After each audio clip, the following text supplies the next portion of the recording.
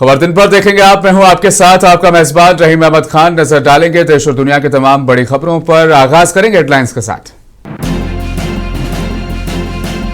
लेह में लद्दाख को रियासत का दर्जा देने और आईनी तहफुजात के मुतालबे पर पुरतशद्दुद झड़पें, 4 अफराद हलाक, मुतअद्दिद जख्मी। सोनम वांगचुक ने खत्म की अपनी हड़ताल।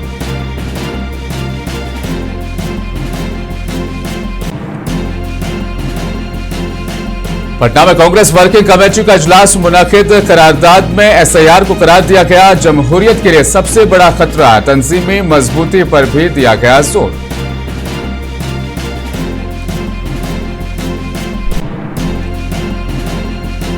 नीतीश हुकूमत के पास नहीं है कोई विजन। नरेंद्र मोदी और अमित शाह के हाथों में है बिहार इक़्तिदार की बागडोर। तेजस्वी यादव का इल्जाम।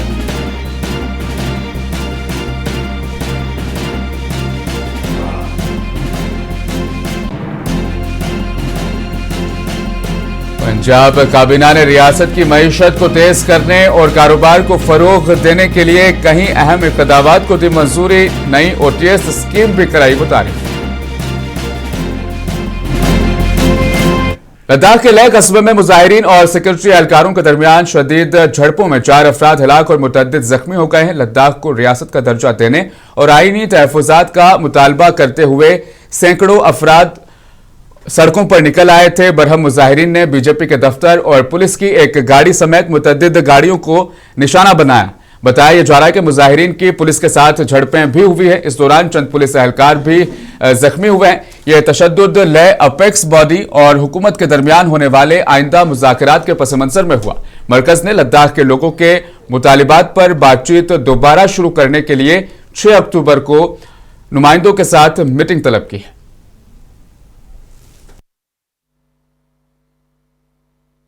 लद्दाख लेह एपेक्स बॉडी के जानिब से आप सबसे मदऊ हो रहा हूं।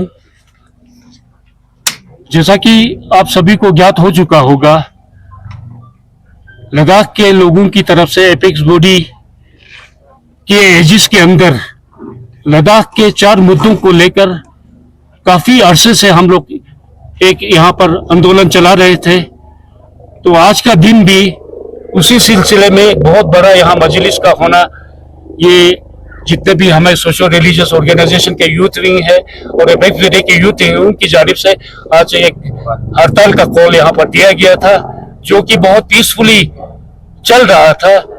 लेकिन अचानक कुछ ऐसी घटनाएं हुई जिसके चलते आज कुछ हिंसा के वारदात यहाँ पर हुई। मैं पहले तो जैसा कि आप लोगों ने सुना होगा, इस हिंसा के दौरान 2-3 हमारे नौजवान वो शहीद हुए हैं हमारे कॉज के लिए।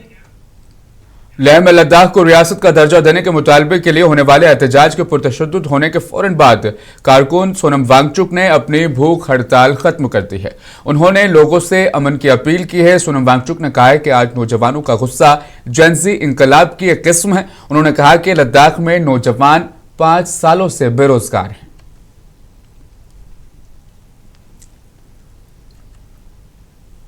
तो आज हमारे अनशन के 15वें दिन ये बताते हुए बहुत दुख हो रहा है कि आज लेह शहर में कुछ बड़े पैमाने पर हिंसा और तोड़फोड़ होने लगी। कई कार्यालयों को तोड़ा गया, आग लगा दी गई और गाड़ियों को पुलिस के आग लगा दी गई। इससे पहले मैं आपको ये बताऊं कि कल यहाँ पर जो 35 दिन के अनशन पे बैठे थे, उनमें से 2 लोग अस्पताल में उन्हें ले जाना पड़ा बहुत गंभीर स्थिति में। इससे लोगों में बहुत रोष जागा और आज पूरे लेह में बंद की घोषणा की गई और फिर युवा पीढ़ी हजारों की संख्या में बाहर आ गए। कुछ लोग सोचते हैं कि ये हमारे समर्थक थे। मैं कहूँगा हमारे समर्थक से ज्यादा, हालांकि समर्थक पूरा लद्दाख है इस मुद्दे पर। लद्दाख पटना में कांग्रेस वर्किंग कमेटी का इजलास मुनक़िद हुआ। इस इजलास में कांग्रेस ने सियासी और तंजीमी मजबूती से मुतालिक 2 अहम करारदादें मंजूर की। पार्टी ने वाज़ेह कर दिया कि आइंदा असेंबली इंतखाबात में कांग्रेस पूरे अज़्म और नए एतमाद के साथ मैदान में उतरेगी। इजलास में तंजीमी मजबूती पर जोर दिया गया। कांग्रेस का मौक़िफ़ है कि ज़मीनी सतह पर मजबूत तंजीम के बगैर इंतखाबी लड़ाई मुकम्मल नहीं होगी। तंजीमी करारदाद के तहत पार्टी कारकुनान को बूथ सतह पर तैयार किया जाएगा और वसी पैमाने पर मुहिम चलाई जाएगी। अहम ऐलान वोट चोरी के मसले पर हुआ। कांग्रेस ने कहा कि 15 सितंबर से 15 अक्टूबर तक मुल्क भर में दस्तखती मुहिम चलाई जाएगी। इस दौरान 5 करोड़ दस्तखत जमा किए जाएंगे और अक्टूबर के आखिर तक इलेक्शन कमीशन को भी पेश किए जाएंगे। पार्टी का दावा है कि यह इक़्तिदार इंतखाबी धांधली और वोट चोरी के खिलाफ तारीखी तहरीक में साबित होगा। I would like to mention about the issue which had been thoroughly discussed in the CWC. Number one is, I already told, organization structuring program. Number two, the vote chori program.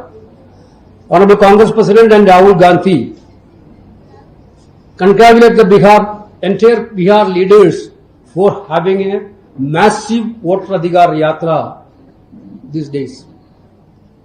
This yatra has created a very big buzz all over the country. Wherever you are going in our country, the people are now asking about vote chor, gaddi chor. Congress के CW से meeting के बाद एक press conference से खिताब करते हुए कांग्रेस के जनरल सेक्रेटरी जयराम रमेश ने कहा है कि अगले 1 महीने में राहुल गांधी वोट चोरी पर मजीद इंकशाफात करेंगे, जो मिनी हाइड्रोजन बम और प्लेटोनियम बम के मुशाबह होगा। जयराम रमेश ने कहा कि एनडीए हुकूमत की उल्टी गिनती शुरू हो गई और बिहार में महागठबंधन हुकूमत इख्तियार में आएगी। इस राजनीतिक प्रस्ताव में कई मुद्दे शामिल हैं, खास तौर से जो वोट चोरी अभियान राहुल जी ने निकाला है, और इस प्रस्ताव के संदर्भ में राहुल जी ने कहा भी कि अगले 1 महीने में मिनी हाइड्रोजन बम, यूरेनियम बम, प्लूटोनियम बम, अलग अलग बम फोड़ने वाले हैं अलग अलग जगहों में। ये शुरुआत है। कर्नाटक के महादेवपुरा और आनंद से जुड़े हुए जो खुलासे हुए हैं, ये एक शुरुआत है। और वोट चोरी अभियान के बारे में इस प्रस्ताव में काफी लंबा जिक्र है, और जो अभी हमारे जो प्रभारी बीजेपी के मेंबर ऑफ पार्लियामेंट रविशंकर प्रसाद ने कांग्रेस के पटना इजलास पर अपना रद्दमल जाहिर किया। रविशंकर प्रसाद ने कांग्रेस की माजी की सरगर्मियों का हवाला दिया।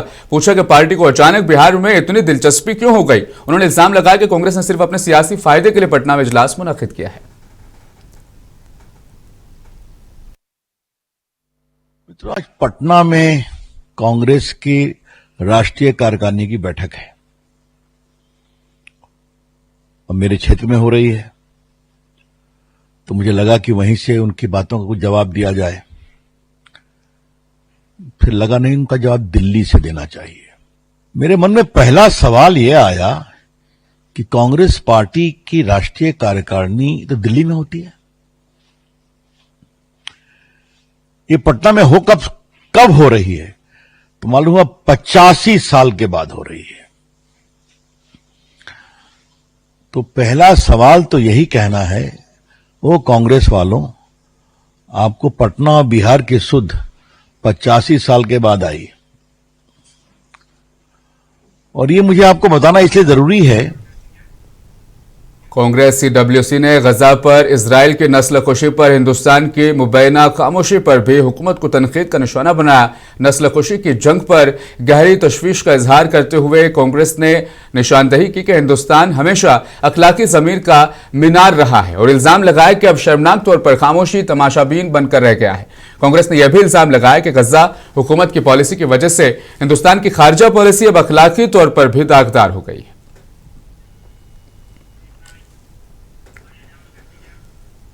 कांग्रेस सदर मल्लिकार्जुन खड़गे का कहना है कि हमारे बैनुल अक़वामी मसाइल पर वज़ीर आज़म नरेंद्र मोदी और उनकी हुकूमत की नाकामियां और सिफारती गलतियों का नतीजा है। खड़गे ने कहा कि वज़ीर आज़म जिन लोगों को मेरे दोस्त कहकर फख्र जताते हैं, वो अब हिंदुस्तान को मुतअद्दिद बहरानों में डाल रहे हैं।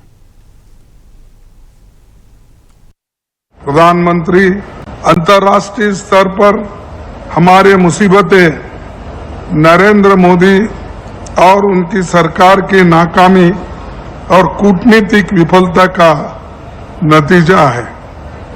प्रधानमंत्री जिनको मेरे दोस्त बताकर ढिंडोरा पीटते हैं, वही दोस्त आज भारत को अनेकों संकटों में डाल रहा है।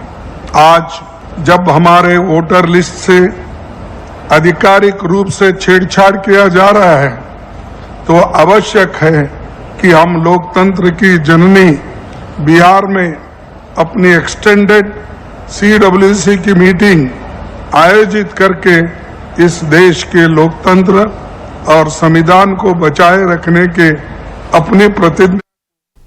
कांग्रेस लीडर राहुल गांधी ने पटना में एक रैली से खिताब करते हुए कहा कि आज भी इस मुल्क में इंतहाई पसमानदा तबकात दलित, कबायली और अकलियती हैं, जिनमें से सभी को वो हिस्सा नहीं मिलता जिसके वो असल हकदार हैं। पूरा मुल्क इस सच्चाई को तस्लीम करता है। उन्होंने कहा कि हम इंतहाई पसमानदा तबकात को एक नजरिया देना चाहते हैं।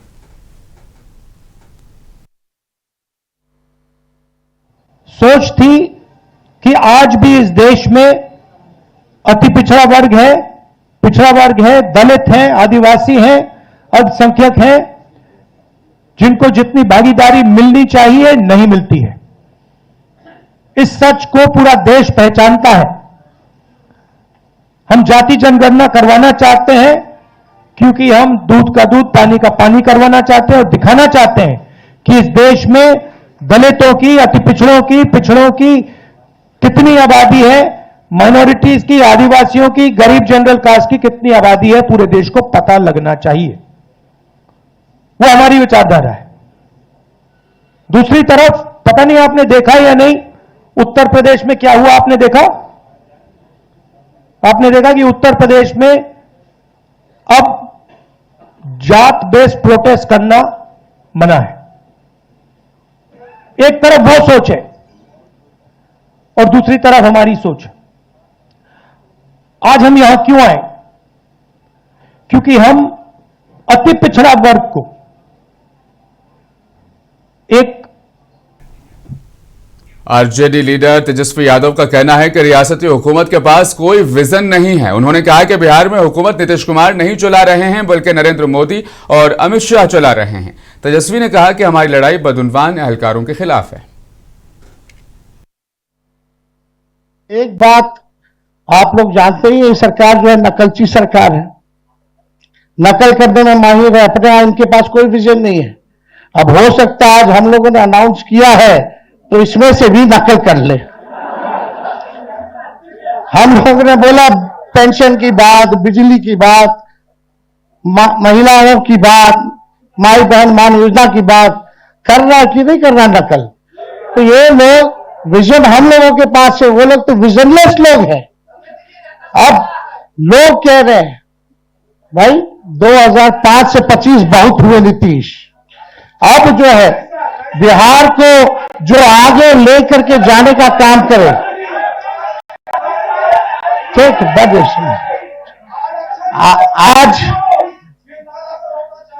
आज बहुत बहुत धन्यवाद आपके सुझाव का। आप सब लोगों को ये हम कह बिहार में बीजेपी की मदद के इल्जामात पर नाराजगी का इजहार करते हुए एमआईएम के सरबराह असदुद्दीन ओवैसी ने कहा कि अगर पार्टी को आइंदा असेंबली इंतखाबात में मशरकी रियासत में 6 सीटें मिलती है तो वो इंडिया ब्लॉक में शामिल हो जाएगी। बिहार के किशनगंज में मीडिया से बात करते हुए असद ओवैसी ने कहा कि इस मामले पर बाकायदा तौर पर तेजस्वी यादव से राब्ता किया गया है। उन्होंने कहा कि अब इंडिया ब्लॉक को यह तय करना। असद ओवैसी ने मजीद कहा कि इंडिया ब्लॉक की जानिब से मुनासिब जवाब न मिलने से यह वाज़ेह हो जाएगा कि असल में जाफरानी पार्टी की मदद कौन कर रहा है।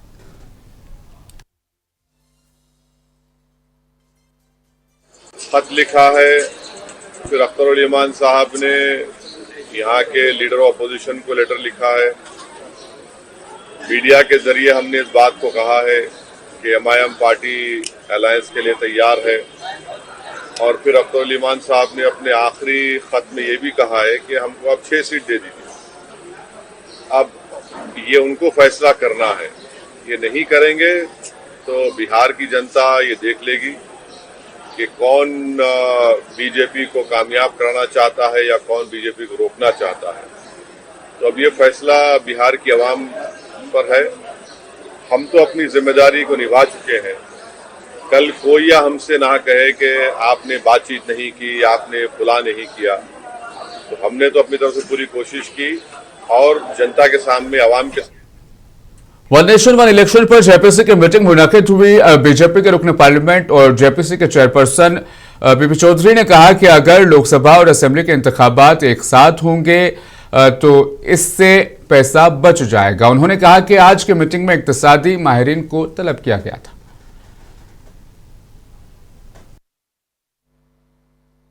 इकोनॉमिक एस्पेक्ट है जो वन नेशन वन इलेक्शन के लिए कि अर्थव्यवस्था पे कितना बड़ा फर्क पड़ रहा है, उसके लिए अर्थशास्त्री आ रहे हैं और हमारे 3 अर्थशास्त्री आ रहे हैं। पहले अरविंद पदगड़िया जी और जो कि फाइनेंस कमेटी के चेयरमैन भी, और दूसरे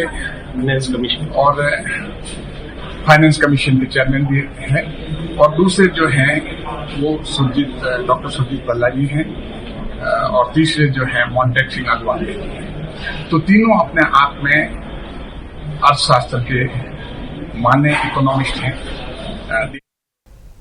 इलेक्शन कमीशन ने जम्मू कश्मीर की 4 और पंजाब की 1 राज्यसभा सीट के लिए इंतखाब की तारीख का ऐलान कर दिया है। कमीशन के मुताबिक इन 5 सीटों के लिए वोटिंग 24 अक्टूबर को कराई जाएगी। इंतखाबी नोटिफिकेशन 6 अक्टूबर को जारी होगा। इस इंतखाब के लिए दरअसल उम्मीदवार 6 अक्टूबर से कागजात नामजदगी दाखिल कर सकते हैं, जबकि नामजदगी की आखिरी तारीख 13 अक्टूबर तक मुकर्रर की गई है। पंजाब के सीएम भगवंत मान की क़यादत में पंजाब काबीना ने आज रियासत की मईशत को तेज करने और कारोबार को फरोग देने के लिए अहम इक़दामात को मंजूरी दी है। काबीना ने राइस मिलों के लिए Punjab one time settlement scheme मुतारिफ कराने की भी मंजूरी दे दी है। ये नई ओटीएस स्कीम तमाम एजेंसियों पर बोझ कम करने और इस पॉलिसी के तहत मुकदमात के हल को यकीनी बनाने के लिए मुतारिफ कराई गई है। काबीना ने Punjab apartment and property regulation act 1995 में तरामीम को भी मंजूरी दी है।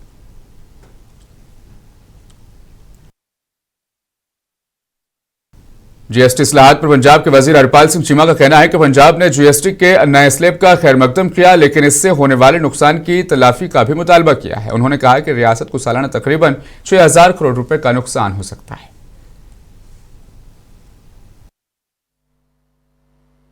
जो जीएसटी नया स्लैब आया है, इसको पंजाब ने वेलकम किया है, पंजाब की सरकार ने भी इसको वेलकम किया है, पर लेकिन इसके साथ जो पंजाब का नुकसान होगा, जो रेवेन्यू का नुकसान होगा, उसको कौन पे करेगा। तो हमने ये जीएसटी काउंसिल में भी मैंने मांग की थी, जो हमारा पुराना कंपनसेशन सेस चल रहा है उस सेस को कंटिन्यू किया जाए और पंजाब को जो होने वाला नुकसान है उसकी भरपाई की जाए, और लगभग 6000 करोड़ रुपए का सालाना अनुमान जो है हमारे पास 6000 करोड़ का नुकसान हो सकता है। रेट कम हुए हैं, इसका स्वागत करते हैं। लेकिन उससे आपको सेल बढ़ेगी तो देहरादून में उत्तराखंड सीएसआर डायलॉग का इनेकाद किया गया। वज़ीर आला पुष्कर सिंह धामी ने इस प्रोग्राम से खिताब करते हुए सीएसआर के जरिए उत्तराखंड की तरक्की पर अपना किरदार अदा करने वाली कंपनियों और तंजीमों का शुक्रिया अदा किया। उन्होंने दही इलाकों के स्कूलों पर तवज्जो मरकूज करने पर भी जोर दिया। आज के इस अवसर पर मैं पुनः आप सभी को आश्वस्त करना चाहता हूं कि हमारी सरकार उत्तराखंड को देश के अग्रणी इन्वेस्टमेंट फ्रेंडली स्टेट के रूप में स्थापित करने के लिए संकल्पित होकर काम कर रही है। भाइयों बहनों, शिक्षा क्षेत्र की यदि मैं बात करूं तो आदरणीय प्रधानमंत्री श्री नरेंद्र मोदी जी के मार्गदर्शन में हमारी सरकार प्रदेश में शिक्षा व्यवस्था को आधुनिक, व्यावहारिक और गुणवत्तापूर्ण बनाने के लिए निरंतर कार्य कर रही है, और हमारी इसी नीति का परिणाम है कि देश में सर्वप्रथम नई शिक्षा।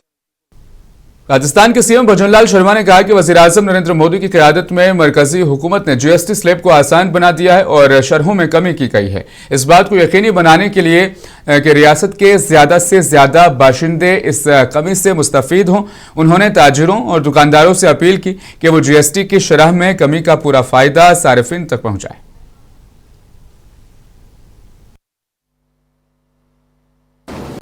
प्रिय प्रदेशवासियों, आप सभी को नवरात्रा की हार्दिक मंगल कामनाएं। मां अम्बे आपको सुख, समृद्धि और ख्याति प्रदान करे। मुझे आपसे ये साझा करते हुए बहुत खुशी है कि यशस्वी प्रधानमंत्री श्री नरेंद्र मोदी जी के नेतृत्व में केंद्र सरकार ने देशवासियों को त्योहार के शुभ अवसर पर जीएसटी दरों में कमी की एक अनूठी सौगात दी है। माननीय प्रधानमंत्री जी ने स्वतंत्रता दिवस पर जीएसटी सुधारों की घोषणा की थी। इसी वादे को पूरा करते हुए 22 सितंबर से देश में अब जीएसटी की मुख्य रूप से 2 दरें 5 और 18% प्रभावी हो गई हैं। इसी सरलीकरण का प्रत्यक्ष लाभ गरीब, किसान, मध्यम वर्ग, व्यापारी, उद्योग जगत सहित समाज के सभी वर्गों को मिला है। घी जैसी दैनिक जरूरत की वस्तुएं में करीब 40 रुपए तक की कमी, तो कारों के दामों में 1 लाख रुपए तक की कमी से आम जन को बड़ा लाभ मिला है। अब रोजमर्रा की जरूरतों की चीजें, कपड़े, दवाइयां, होटल में ठहरना, टैक्सी यात्रा सहित कई चीज पहले से सस्ती हो गई हैं। साथ ही इसका फायदा ज्यादा से ज्यादा लोगों को मिले, इसके लिए राज्य में 22 से 29 सितंबर तक जीएसटी बचत उत्सव का आयोजन किया जा रहा है। इसका उद्देश्य जीएसटी की दरों में कटौती का लाभ आप सभी तक पहुंचना। हरियाणा पुलिस अकेडमी मधुबन करनाल में all India police wrestling cluster की इख्तितामी तकरीब मुनक़िद हुई। सीएम नायब सिंह सैनी ने इस तकरीब में शिरकत की और खिलाड़ियों का हौसला बढ़ाया। इस इवेंट में मुल्क भर की 34 टीमों के 1474 खिलाड़ियों ने 5 दिनों के दौरान अपनी शानदार सलाहियतों और महारतों का मुजाहिरा किया। सीएम सैनी ने कहा कि हम सबको पीएम मोदी के फिट इंडिया के मंत्र के लिए मिलकर काम करना होगा। उनको प्रदान की जाती है। ओलंपिक में चयन होने वाले खिलाड़ियों को 51,000 रुपए एडवांस राशि दी जाती है ताकि वो अपनी तैयारी अच्छी से कर सकें। मित्रों, हम खिलाड़ियों को खेल उपकरण भी उपलब्ध करा रहे हैं। इसके लिए हरियाणा खेल उपकरण प्रावधान योजना हमने बनाई हुई है और इसके तहत 15,634 खिलाड़ियों को हमने हरियाणा प्रदेश के अंदर। खबरों में फिलहाल बस इतना ही। जाने से पहले एक बार फिर नजर डालेंगे हेडलाइंस पर। लेह में लद्दाख को रियासत का दर्जा देने और आईनी तहफुजात के मुतालबे पर पुरतशद्दुद झड़पें, 4 अफराद हलाक, मुतअद्दिद जख्मी। सोनम वांगचुक ने खत्म की अपनी हड़ताल।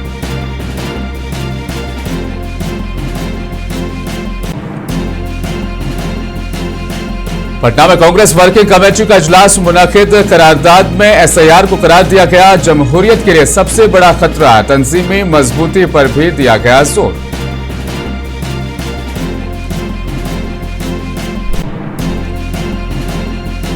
नीतीश हुकूमत के पास नहीं है कोई विजन। नरेंद्र मोदी और अमित शाह के हाथों में है बिहार इक़्तिदार की बागडोर। तेजस्वी यादव का इल्जाम।